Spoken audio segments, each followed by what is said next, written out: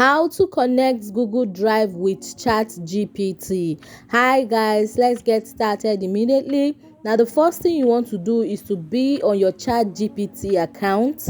And the next thing would be heading over to the attach icon at the bottom of your screen. And then you want to tap on the first option that says connect to Google Drive. And then you want to go ahead to select the Google Drive account you want this to be connected to. And then click on continue to give this the required permission. And guys, you have just successfully connected Google Drive with ChatGPT. Now you want to go ahead to upload files from your Google Drive into ChatGPT.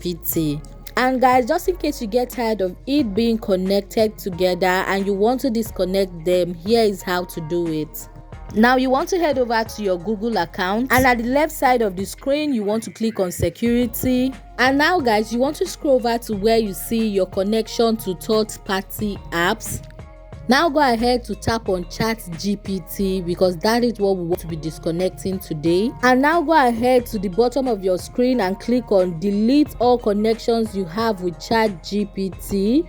And then if you're sure of that, you want to tap on confirm. And you have just successfully disconnected your Google Drive with ChatGPT. And guys, if you found this video helpful, you want to click on the subscribe button to subscribe to this YouTube channel for more useful tutorials like this. Now I'll see you in my next video. Bye.